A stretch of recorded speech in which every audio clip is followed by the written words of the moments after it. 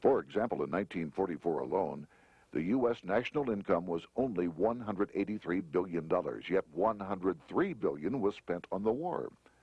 This was 30 times the spending rate during World War I. In fact, the American taxpayer picked up 55% of the total Allied cost of the war. But equally important, virtually every nation involved in World War II greatly multiplied their debt. In the U.S., for example, federal debt went from $43 billion in 1940 up to $257 billion in 1950, an increase of 598%. Between 1940 and 1950, Japanese debt swelled 1,348%. French debt grew 583%, and Canadian debt soared 417%.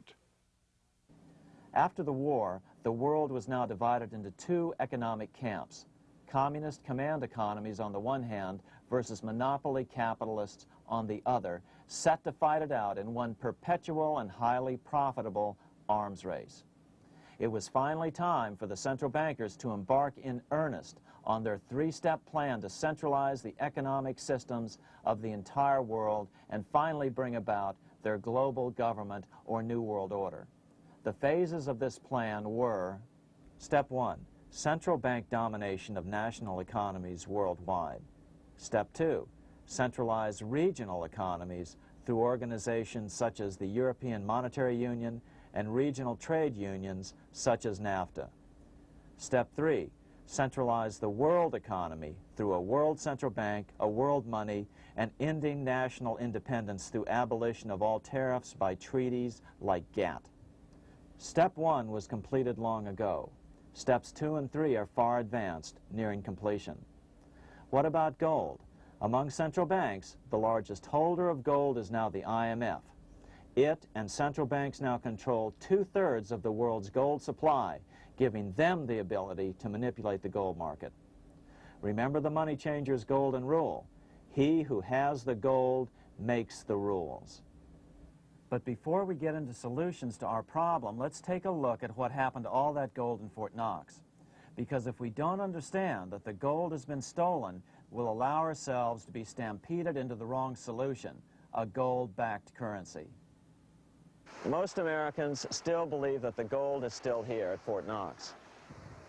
At the end of World War II, Fort Knox contained over 700 million ounces of gold, an incredible 70% of all the gold in the world. How much remains? No one knows. Despite the fact that federal law requires an annual physical audit of Fort Knox gold, the Treasury has consistently refused to conduct one. The truth is that a reliable audit of whatever remains here has not been conducted since President Eisenhower ordered one in 1953. Where did America's gold in Fort Knox go? Over the years, it was sold off to European money changers at the $35 per ounce price.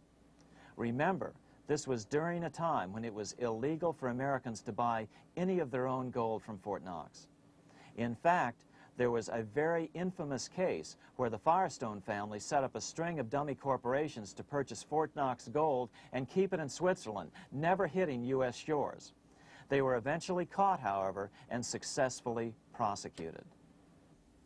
Finally, by 1971, all the pure gold had been secretly removed from Fort Knox, drained back to London. Once the gold was gone from Fort Knox, President Nixon closed the gold window by repealing Roosevelt's Gold Reserve Act of 1934, finally making it legal once again for Americans to buy gold. Naturally, gold prices immediately began to soar. 9 years later, gold sold for $880 per ounce, 25 times what the gold in Fort Knox was sold for. One would think that eventually someone in the government would get wind of what was happening and blow the whistle.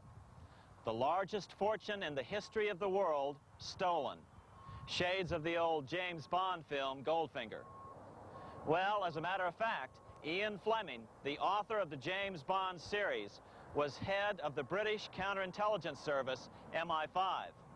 Some believe in the intelligence community that he wrote much of his fiction as a warning, as many authors of fiction do.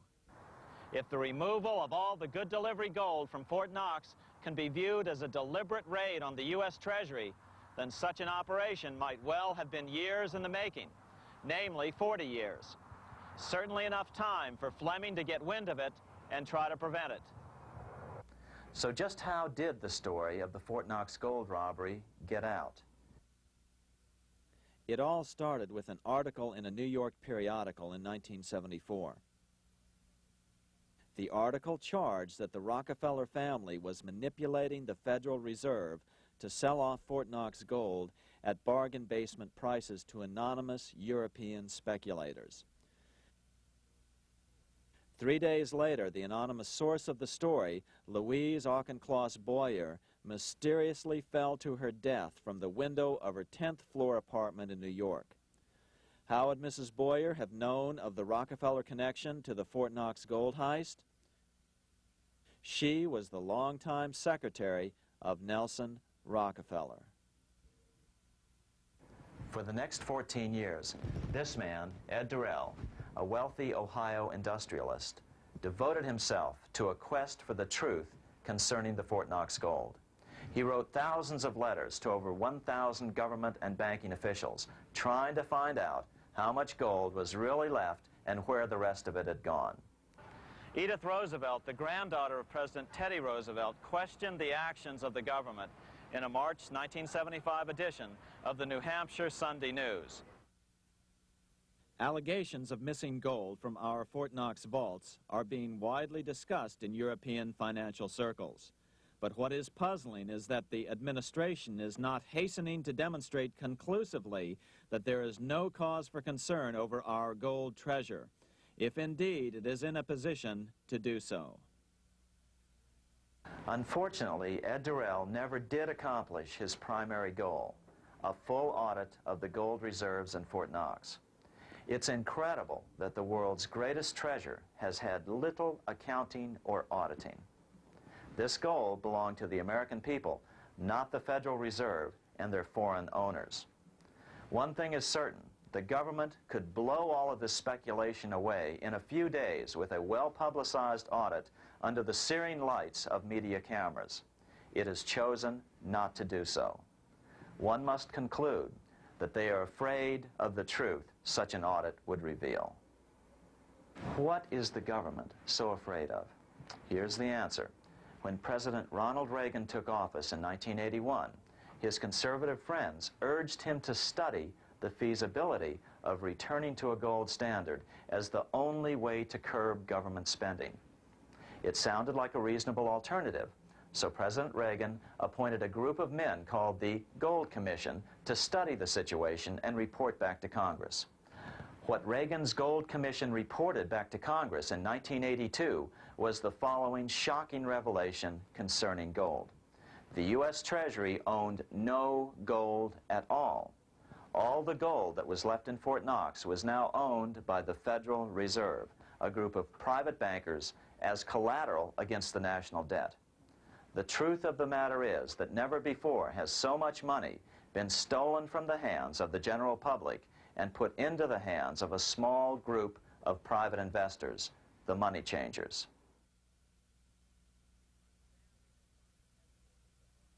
I'm standing in front of the headquarters of the International Monetary Fund located in Washington, D.C. Across the street, right over there, is the headquarters of the World Bank. What are these organizations and who controls them? And most importantly, are they about to create a huge worldwide depression? Let us step back in time for a moment to the aftermath of World War I. People were tired of war, so under the guise of peacemaking, the international bankers devised a plan to consolidate power even further. Claiming only an international government would stem the tide of world wars, the money changers pushed forward a proposal for world government which stood on three legs. A world central bank to be called the Bank of International Settlements, a world judiciary to be called the World Court located in The Hague, the Netherlands, and a world executive and legislature to be called the League of Nations.